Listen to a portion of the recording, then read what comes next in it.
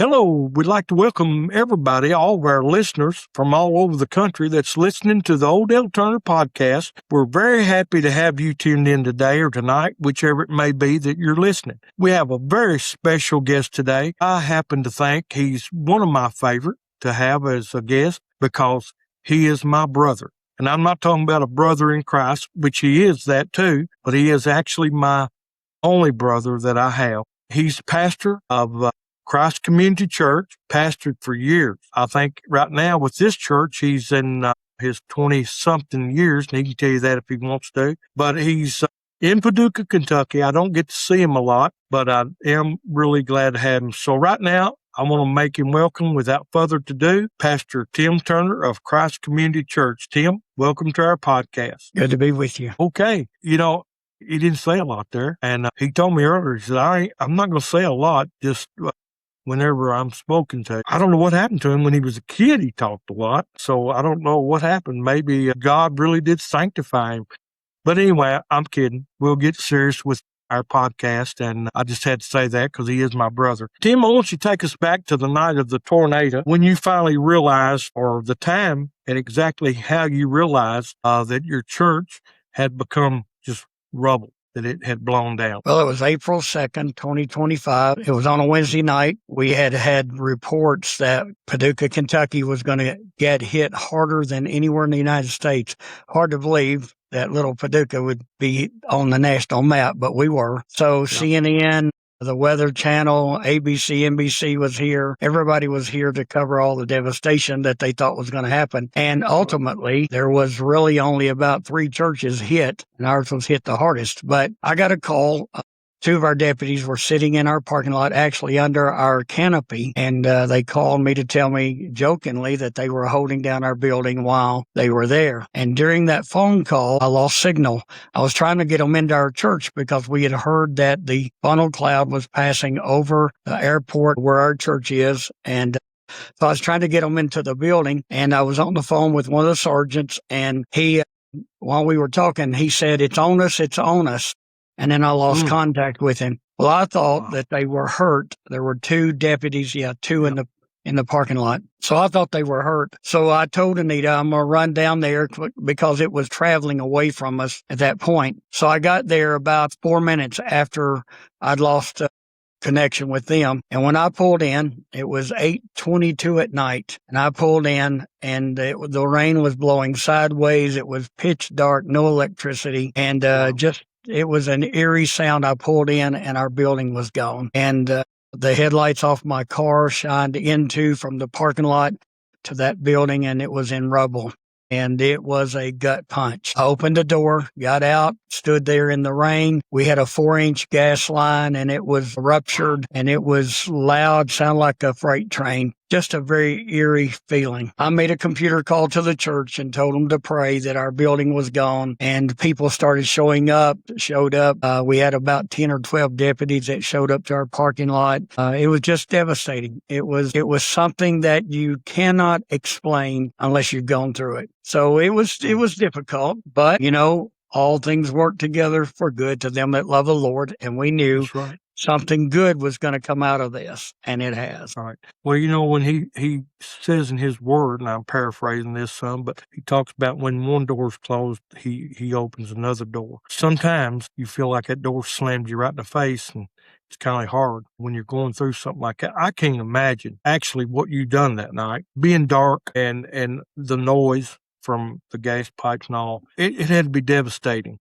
You worked hard. I mean, I know you didn't do it all. You had a lot of good people that helped you make the church what it was, but you're the leader of the church. And to see your heart and soul poured out for the church and then see it destroyed. I know you probably wouldn't tell it, and you may have not done it, but I would say, knowing you, that after everything calmed down a little, you found somewhere private that you just cried your eyes out to God, because that's kind of, in essence, your baby. And it's everything, God's called you. And I know you have the heart of a pastor. A lot of people don't. They pastor for money or just whatever, or it's convenient. But I know that what you do because you love pastoring and you're called to pastor. So I'm not going to talk anymore. I talk too much. I get on and I get wired up. Okay. I want to go down a little bit more here and get into a little more detail, what will you say is different or going to be special with your new church? And by the way, I guess I should tell them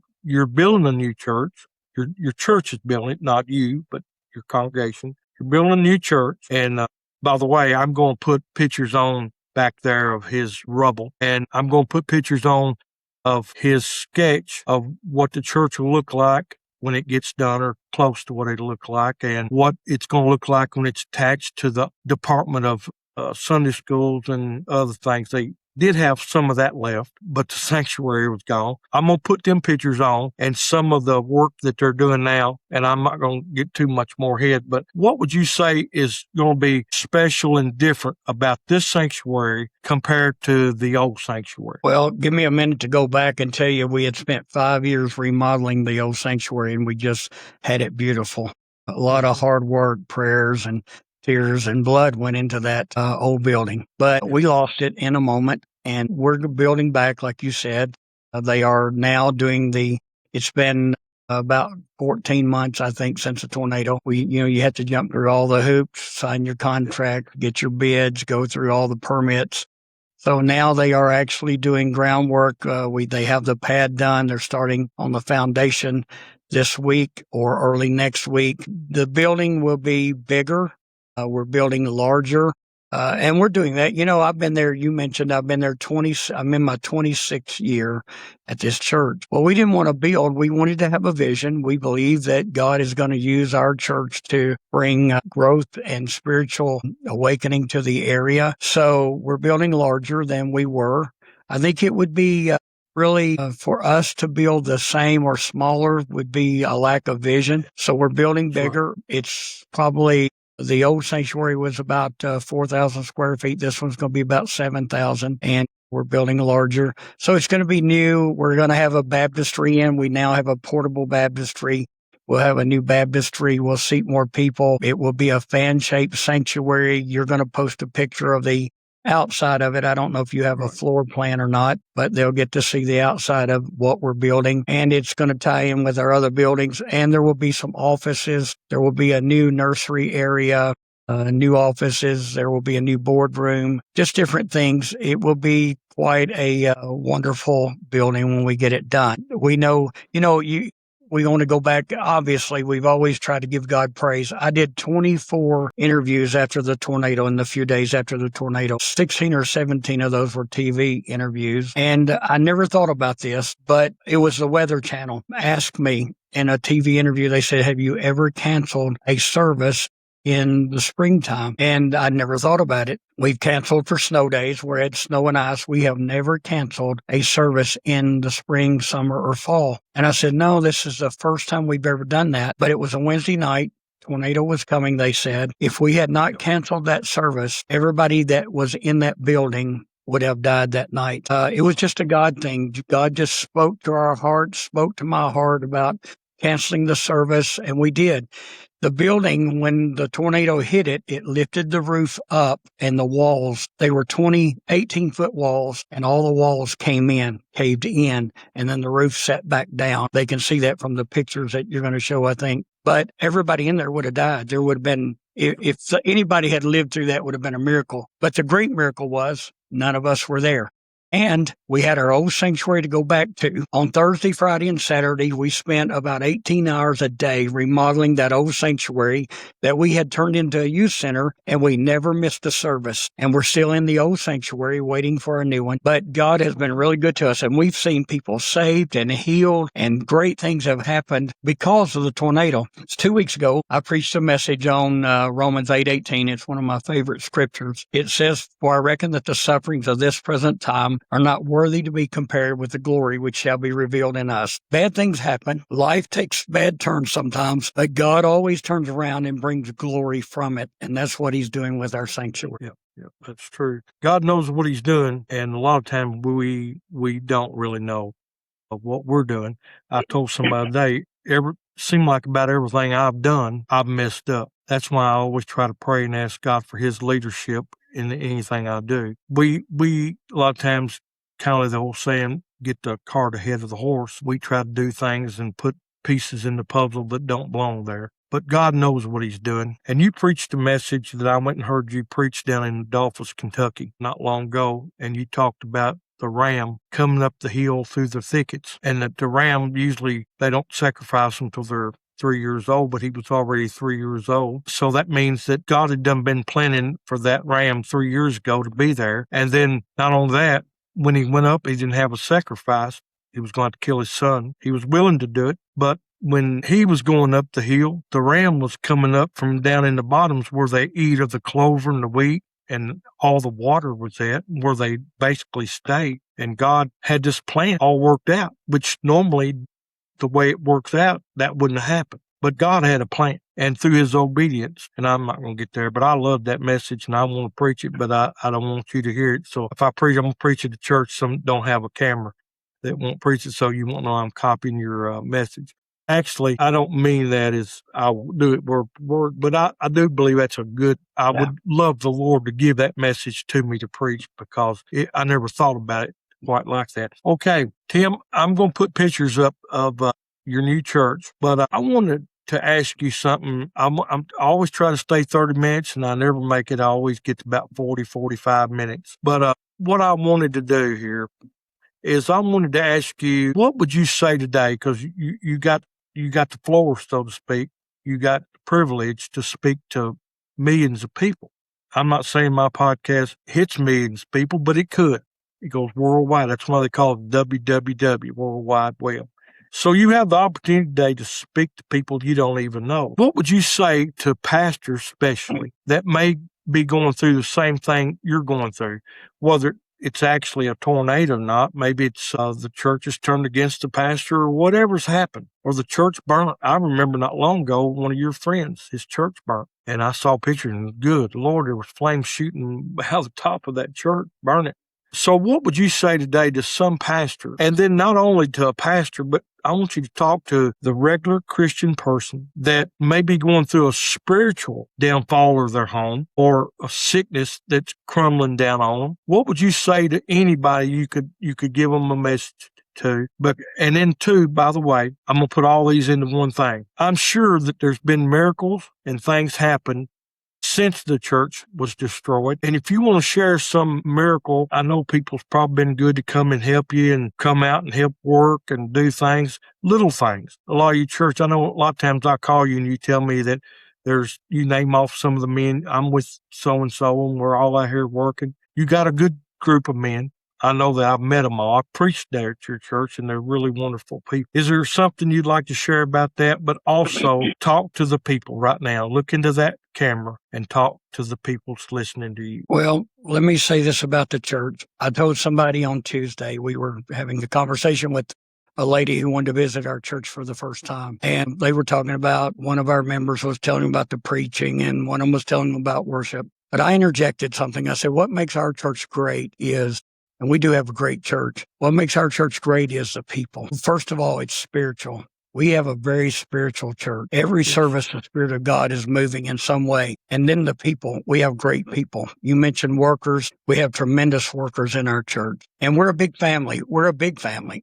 And that's what we are. But let me go back to your point about Abraham and Isaac. That ram had to be 3 years old. You said you'd heard me preach that. But 3 years before Abraham had a need, God had the answer. So when the tornado happened to our church, it wasn't a surprise by God. He didn't, or a surprise to him. He didn't get up the next morning and say, oh no, what am I going to do? Their church is gone. He knew it was going to happen. So we have tried to focus on just pastoring our church, building our church. We've grown since the tornado, but some good things have come out of it.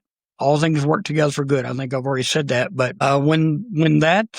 when all those places were here, CNN, ABC, Weather Channel, NBC, it was on the Today Show. It was on the Good Morning America. It went literally worldwide. People in the Philippines told us they had seen it.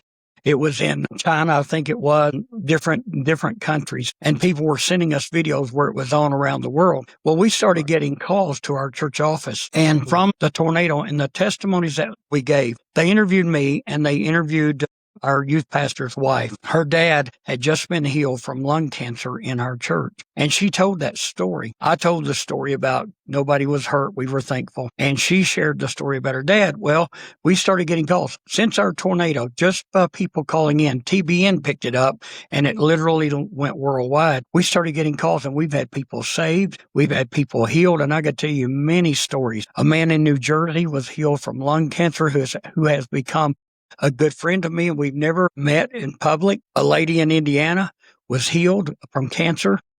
Just a lot of good things have happened. And God's been good to us. So if I could say anything to any pastor and I want to mention this, it came to my mind while you were talking. God is always in control. We've never been in control. It's never been about us. It's always about God and his kingdom.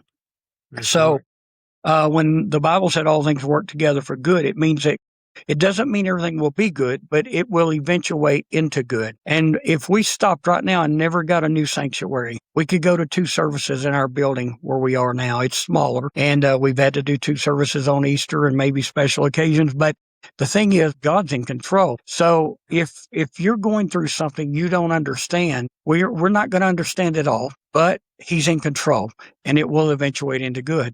And while you were talking, I was just thinking about drug addicts and alcoholics. We've had people delivered in our church, delivered from drugs and alcohol. I led a man to the Lord who had been an alcoholic for over 55 years, put my arms around him, led him to the Lord, and he quit drinking instantly. Wow.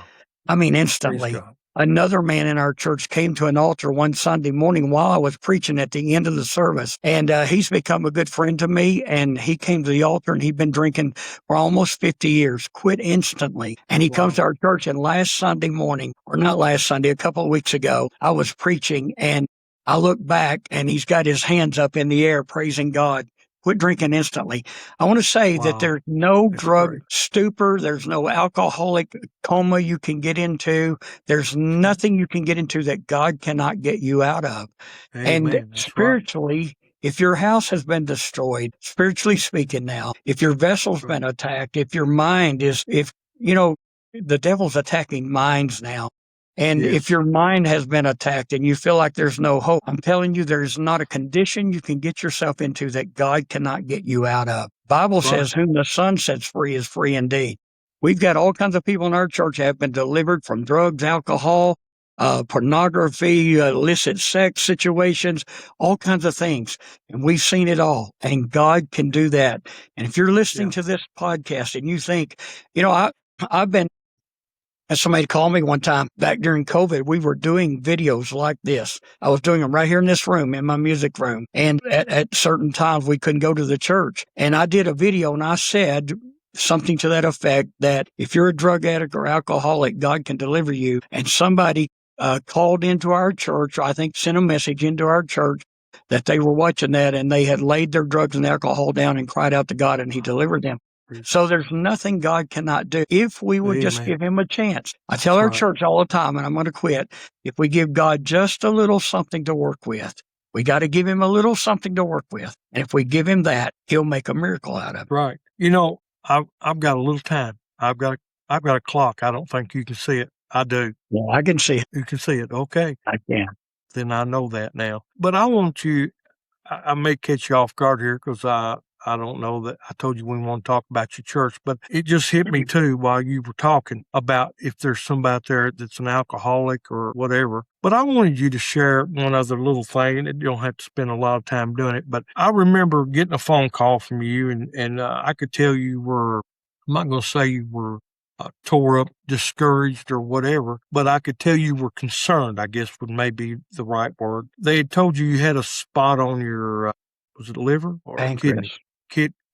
Pancreas. And they thought it was cancer or said it was cancer. I don't remember the whole story. I'd like for you to share that. I just felt like maybe somebody's listening. I don't know because it hit me. And you've been through a lot of other sicknesses and things that God's done, but that one thing just hit me to ask you to share a little bit of that because I know the ending of that story and it was good. God's good. I always said that God's good all the time and all the time God's good. Would you share that, what happened? And because I know you were concerned a little about it because you didn't want to quit pastoring, or even more than that, maybe leave your family? Well, let me go back and say this, and I'll share that. But the last 3 years, Anita and I and our church and our family has been under attack. You know, Mom had cancer again this year and had a major surgery. Anita's mom, they didn't know she was going to live at one point about that same time. My body has been attacked several times. You know, I think you know this, but my kidneys have started shutting down twice. And every time God has brought it back up. And it seems like every time the devil tries to attack me, God does something good. But yeah, I went to the doctor for a routine checkup, and I left, and they had done some x-rays. I forgot what I was doing them for, but I left, and the nurse practitioner called me, and she has become a friend. And she said, "Hey, Tim, we need you to come back to the hospital. We need to do some more tests on you." And I said, "Why?" Because that was not normal. And I said, "Why?" And she wouldn't, I don't want to mention her name, but she wouldn't tell me. And I said, "Well, what are you looking for? What's going on?" And she said, "Well, just come back and we'll run some tests." And I called her name and I said, "Listen, we're both adults. You think I have cancer, don't you?" And she said, "We found a spot on your pancreas that looks like cancer." Now, you know, pancreatic cancer is a killer, and Yes. it's the one, though, probably the worst kind of cancer you can have. And so it just kind of hit me like a ton of bricks. I think the blood drained out of my body, and I said, "Okay, I'll come back." But yet I had peace. They did tests on me. They found out that I had a spot on my pancreas. And then a few days later, I think it was, this has been a couple of years ago. I may get it mixed up, but they did some more tests. And then they come back. I had the church to pray. I had my family to pray. Everybody I knew was praying for me. And so I told the doctor I was going to have everybody praying for me. She knows I'm a pastor. She treats me like a pastor, and we have a lot of good conversations. But long story short is they called me back after these tests. Now, it's about 7 days of me thinking I had pancreatic cancer. They called me back and said, "Hey, we found out that was not a spot on your pancreas after all. That was a shadow from a hernia that you have." I told somebody I've never been so glad to have a hernia in my life. But we have some nurses that we're friends with, and some in our church. And a nurse called me and said, as she'd heard that story, and she called and she said, "It's impossible from where your hernia is at and where your pancreas is at. It's impossible for a shadow to show up on your pancreas." She said, "I believe that you probably had cancer, but God healed it instantly. But whatever the reason, it was gone." So I give God all the glory for that. I mean, it's been, you know, this was it November of last year, spent the night at Mom's house in Bowling Green watching my grandson play football. Yep. And Yep. in the morning, woke up and my face was paralyzed. I couldn't talk. My speech was slurred. My vision was bad. This whole side of my face was paralyzed. It was a form of Bell's palsy. I had to Yep. take off 2 weeks out of my pulpit, which killed me at the church because I couldn't say there were several words I couldn't pronounce. I couldn't see good enough to look at some of my notes, and so I had to take a couple of weeks off. But now, it's been whatever it is since November to now, 7 months, 8 months, and I'm back to, I say my normal because my church people tell me I've never been normal, but I'm back to my normal. Amen. And it seems like every time the devil has attacked me, God has come around and Yes. brought healing, and then we glorify him. This coming Sunday, I'm preaching on the glory of God from Romans 8:18, where it said, and I've already quoted it once, "I preached on, for I reckon that the sufferings," I already preached on that part. And then I'm going to preach on this part, that the glory which shall be revealed in us. I can't wait to get in the pulpit Sunday and preach that. God wants to, I say this, Odell, I say this all the time from our church. I know they get tired of hearing it, but to our church, I should say, I don't want God to do just something to me. I want him to do it through me. And Right. what that means is I want the glory of the Lord to be revealed through my life and my lifestyle. So Yep. I'm preaching about that Sunday. So when we get sick and we get attacked or these things happen, there has to be a purpose. And the purpose is that God gets Absolutely. the glory out of it all. That And is- so everything the devil has meant evil against me, God has always turned it around for good. Yep. You know, I couldn't help, Tim, but think about, I know this is about you today. You're my guest, but you know, he called everybody he could to pray for him. And when I have anything bad, the first thing I do is call my mom and my brother, because both of them goes to church and Tim's a pastor. And it was on, I think Valentine's Day. I'm not sure, but anyway, it was a couple years back. My doctor told me they was going to amputate my foot, take it off. And I said, "When?" And he said, "Now." I said, "Now?" I was thinking maybe a week or two. I said, "Well, can I go home?" He said, "No, absolutely not." I said, I want to go home because I want to go home and cry and get myself together because I felt like I'd been slapped with a concrete brick, you know? And so I said, well, can I go make some phone calls? He said, yeah. So I go down to my car. He said, but hurry up. We got to get you in there because you got bacteria in your foot. And if you'd have been 1 day later, you'd have died. That's what he told me. And I went down and I called everybody. When I called them, of course, we cut up and carry on. When we're not preaching, we have a good time. And I told him, I said, they're fixing to take my foot off. And he goes, yeah, whatever. He said, quit lying to me. And I said, I'm not. And I think my words were, you're such a liar. Maybe. But, you know, he didn't even believe me. And I finally convinced him that I'm telling the truth. They're fixing to amputate my foot. And he said, I'll be right there. I said, no, don't. There ain't nothing you can do. Just don't come or whatever. He said, you know, I'm coming. And we are that way. We're both that way. But he came down. And the reason I told her, he came down here and he's a witness. They went and put me in 30 minutes from the time I went into that hospital. I was laying on the operating table. They put me to sleep, and when I woke up in the recovery room, first thing I saw was my left foot, and it was still on. I didn't know what to believe. I was still sedated, and I didn't have a clear mind. And I asked the little nurse next to me, I said, can you come here a minute? She said, yeah. I said, is that a foot? She said, yeah. And she looked at me like I was crazy. I said, is it still on? She said, yes. She said, oh, you're the guy that they're all talking about up here at the hospital. You had a miracle. It had so much bacteria in it that you should have died, but where you had the other surgeries in your foot, the bacteria couldn't go through it, over it, around it. And I remember that song about, there was some song that you sang that the devil can't go over it, around it, or through it, you know, and that kind of made me think about, well, the devil wanted to kill me and it at least have me amputate my foot. But he didn't get to do that. I still have it on today. And Tim's a witness to that. He knowed they was going to take it. He heard my doctor come out and talk about it because he was in the waiting room, him and his son, them all come down. But God is great. And I said that to say about your church. I can't wait to see it. And my plans are, you know, I got sick again. I told you, I said, I might not get to make it. I want to be there your first day of, I don't know if they call it grand opening like they do stores, but your grand opening, your whatever they call it. We're calling it Dedication Day. Dedication Day. About 9 more months before they get it done, so you'll get to be here. I'm planning on being there. All right, we're going to end this. There's a joke about the time thing, and I'm not going to get into that, but my brother knows what it's all about.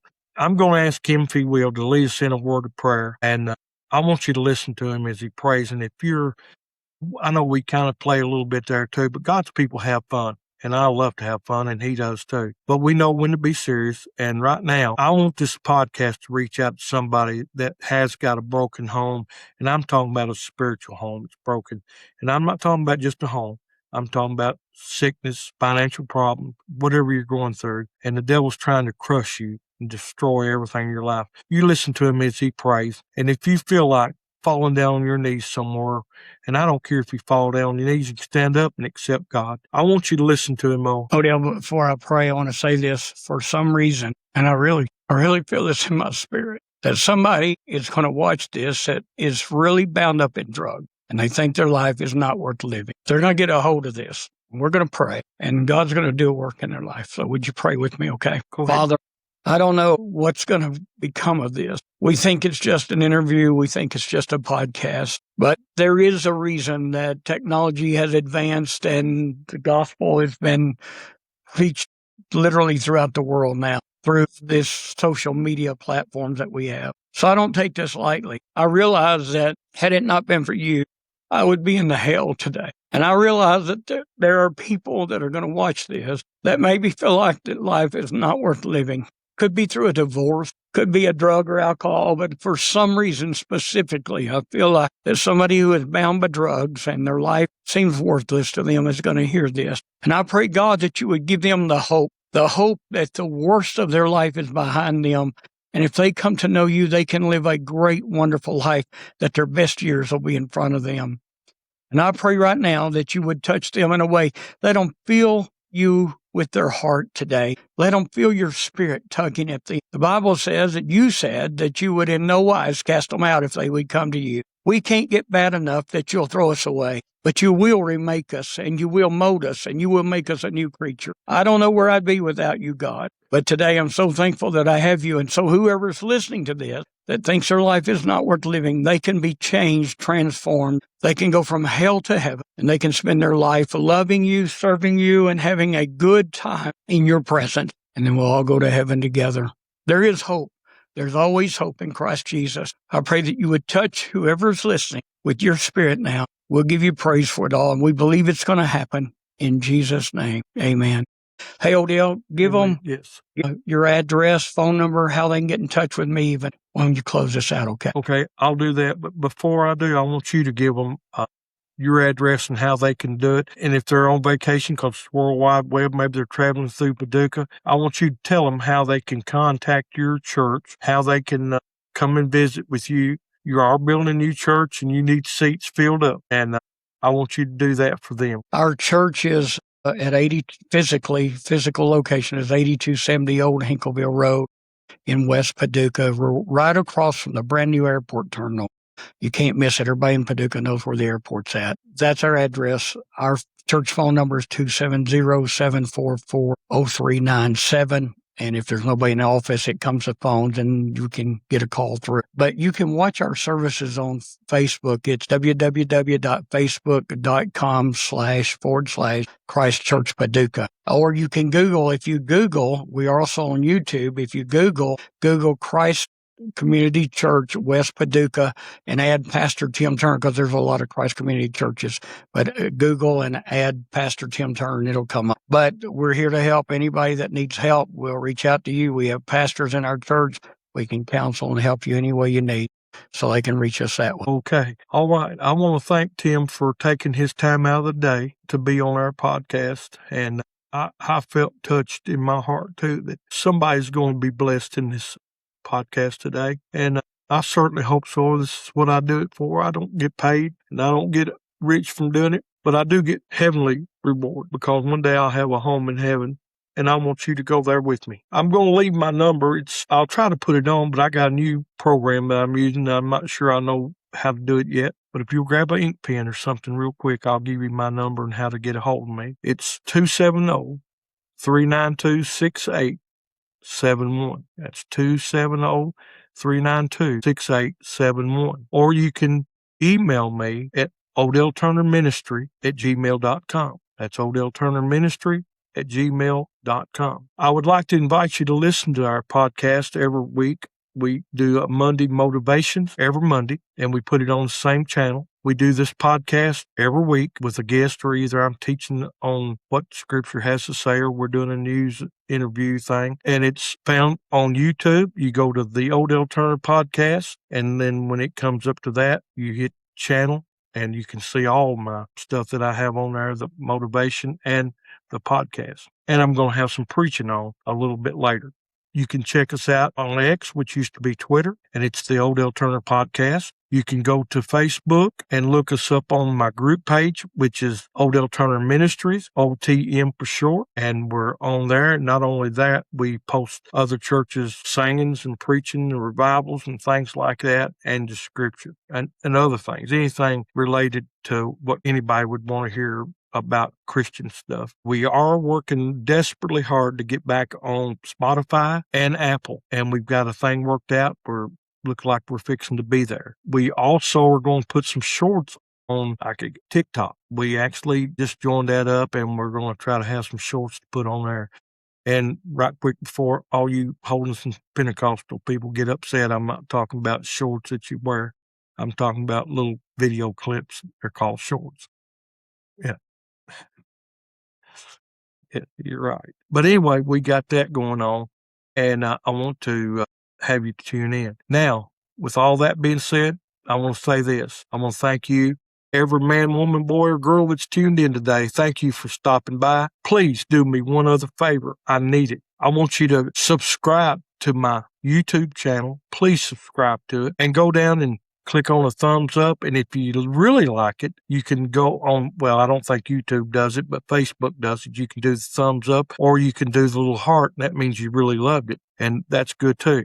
You can also on Facebook and YouTube, you can leave me a comment and you can tell what parts you liked, what you didn't like, what you'd like to see on our podcast. We'd love to hear from you. Be sure to tune us in next week. God bless you. Thank you, Tim, for stopping by. See you next week.